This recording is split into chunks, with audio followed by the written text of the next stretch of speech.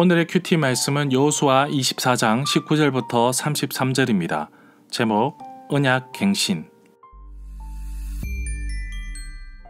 먼저 앞뒤 문맥을 살펴보겠습니다. 이미 여호수아는 나이가 많이 들었고 가나안 땅 분배도 완료했습니다. 여호수아는 이스라엘 백성들의 지도자들에게 고별 설교를 하고 이어서 백성들에게도 신신당부를 합니다. 여호수아는 에브라임 지파 땅 실로에 있던 장막을 세겜으로 옮깁니다. 그리고 백성들을 불러 모아서 하나님의 말씀을 전합니다. 아브라함으로부터 시작하여 가나안 정복의 이야기까지 여호와 하나님께서 이스라엘을 이끄시고 보살펴 주신 아주 큰 사건들을 위주로 기록하고 있습니다. 그러면서 여호수아는 강력하게 요구합니다. 과거 이스라엘 조상들은 우상을 섬겼지만 이제 하나님의 약속을 이루신 이곳 가나안 땅에서는 어떠한 우상도 섬기지 말라고 거의 명령하다시피 당부하고 있습니다. 이스라엘 백성들도 여호수아의 다짐을 따르겠다고 약속합니다. 모세가 신명기 31장 14절부터 32장 47절에서 고별 설교를 합니다.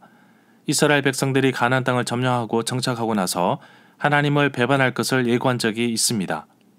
여호수아 역시 고별 설교, 언약 갱신하는 가운데 이 부분을 강력하게 다루고 있습니다. 가나안의 음란한 우상이 얼마나 이스라엘 백성들을 괴롭힐지 여호수아의 눈에는 보이기 때문입니다. 지금까지 인도하신 여호와 하나님의 말씀을 지키지 않고 무시하게 되면 가나안 백성들처럼 쫓겨날 것입니다. 이러한 언약의 내용을 기억하며 커다란 돌을 세겜의 상수리 나무 아래 세워서 이스라엘 백성들에게 정표로 삼고 있습니다.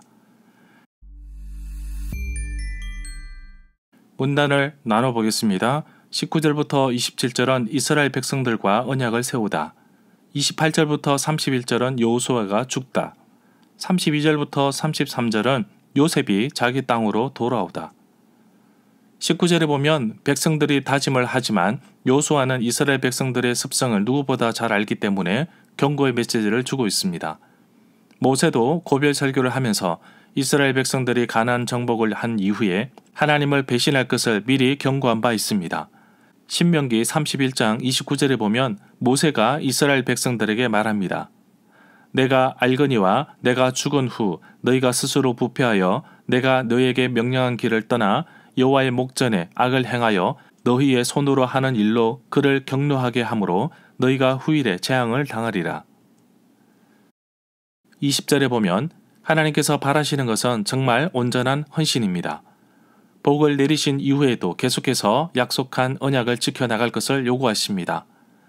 배반하고 하나님을 떠나면 큰 재앙이 내려 결국 이 아름다운 땅에서 멸망할 것이라고 경고하는데 이스라엘 지도자들에게 고별 설교하였던 내용에도 나옵니다. 21절에 보면 그러자 이스라엘 백성들이 여호수아에게 대답했습니다. 아닙니다. 우리는 여호와를 섬길 것입니다. 22절에 보면 여호수아도 15절에서 백성들에게 선택권을 주었습니다.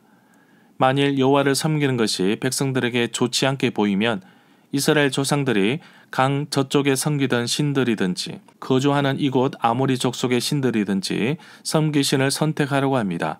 그러나 여호수아는 자신과 자기 집안은 오직 여호와를 섬기겠다고 말합니다.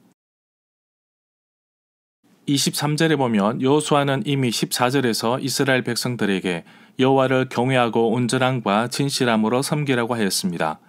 우상들과 이방신들을 치워버리고 오직 여호와만 섬기라고 합니다. 가나안 땅을 점령하고 땅을 분배한 이 시점에도 여전히 이스라엘 백성들 사이에는 우상을 섬기고 이방신들을 섬기고 있다는 사실을 알려주고 있고 여호수아는 이 사실이 심각한 문제를 일으킬 것을 알고서 백성들에게 경고하고 있습니다. 이러한 모습은 사사시대를 지나 사무엘 때에 가서도 이런 일들이 있었음을 보여주고 있습니다. 25절에 보면 그날 여호수아는 세겜에서 이스라엘 백성들과 언약을 맺었습니다. 여호수아는 그 약속을 백성들이 지켜야 할 가르침으로 삼았습니다. 이스라엘 백성들이 지킬 율례와 법도를 만들어 주었습니다. 이 일은 세겜에서 이루어졌습니다. 여호수아는 이스라엘 백성의 대표자로서 하나님과 이스라엘 백성들이 언약을 맺는 것을 돕고 있습니다. 이 구절에서 백성과 더불어 언약을 맺고 라는 문장을 백성을 위하여 언약을 맺고 라고 번역할 수도 있습니다. 본래 언약이라는 것은 서로 지위가 대등한 당사자들이 맺는 일종의 계약, 약속과 같은 것입니다. 26절에 보면 여호수아는 이 모든 말씀을 하나님의 율법책에 기록하였습니다. 그리고 나서 큰 돌을 가져다가 여호와의 성소 근처에 있는 상수리 나무 아래에 세웠습니다. 세겜에서 돌을 세운 이유는 후손 세대들에게 가장 큰 증거가 될 것입니다. 여호와의 성소 근처에 세운 돌을 보면서 정규적으로 제사 예배 때마다 율례와 법도를 생각하였을 것입니다. 29절에 보면 땅을 분배하고 백성들이 자기 땅으로 돌아간 일이 있은 후에 눈의 아들 여호수아는 죽었습니다. 그의 나이 110세였습니다. 30절에 보면 이스라엘 사람들은 여호수아가 유산으로 받은 에브라임 산지에 있는 딥낫세라에 묻었습니다. 여호수아는 에브라임 산지에 있는 딥낫세라를 유산으로 받았습니다. 모세와는 조금 다르게 여호수아는 약속의 땅에 장사됩니다. 자기 땅에 묻힌 것입니다. 여호수아와 요셉은 모두 110세에 죽었습니다. 32절에 보면 이스라엘 사람들이 애굽을 떠나왔을 때 요셉의 뼈도 함께 가지고 왔는데 그들은 요셉의 뼈를 세겜에 묻어 주었습니다. 요셉의 뼈를 약속의 땅으로 가져와 장사를 지냈습니다. 하나님께서 이스라엘 조상들에게 주시겠다고 약속하신 땅에 대한 것을 기다리고 기다린 성취의 표시라고 볼 수도 있습니다. 33절에 보면 아론의 아들 엘르아살도 죽었습니다. 이스라엘 사람들은 그를 에브라임 산간 지방에 있는 기브아에 묻었습니다. 기브아는 엘르아살의 아들 비느하스가 유산으로 받은 땅입니다. 절마다 상세한 설명과 구절 해석, 핵심 내용과 중심 줄거리는 네이버 블로그에 올려져 있습니다. 내게 주시는 교훈입니다. 여호수아는 여호와 하나님을 질투하는 하나님이라고 하였습니다. 하나님 외에 다른 신이 없음을 고백하고 여호수아가 고백했던 것처럼 오직 여호와 하나님만 섬기기를 원합니다.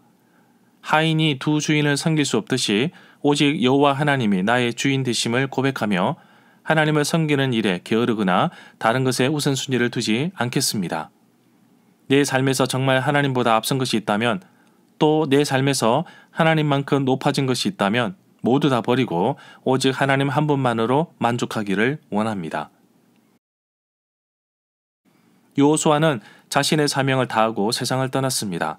그러면서 이스라엘 백성들에게 오직 여호와만 섬기고 다른 신을 섬기지 않을 것을 당부하였습니다. 어쩌면 나의 삶 속에 나도 모르게 들어와 있는 거짓 신들을 제거하고 온전히 하나님만 바라보며 나아가길 원합니다. 나도 나의 사명을 다하기까지 나의 생명을 다하여 하나님을 사랑하고 하나님만 바라보며 하나님만 의지하며 살기를 원합니다. 여호수아 큐티가 끝났습니다. 여호와 하나님께서 어떻게 이스라엘 백성들을 인도하셨는지 또 직접 싸우셨는지를 볼 수 있었습니다. 순간순간 위기 속에서도 하나님께서 도우심으로 승리할 수 있었습니다.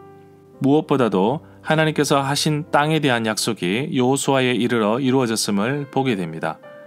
하나님께서 나의 삶에도 여호수아와 함께 하셨듯이 나의 삶에도 함께 하여 주시기를 간절히 소망합니다.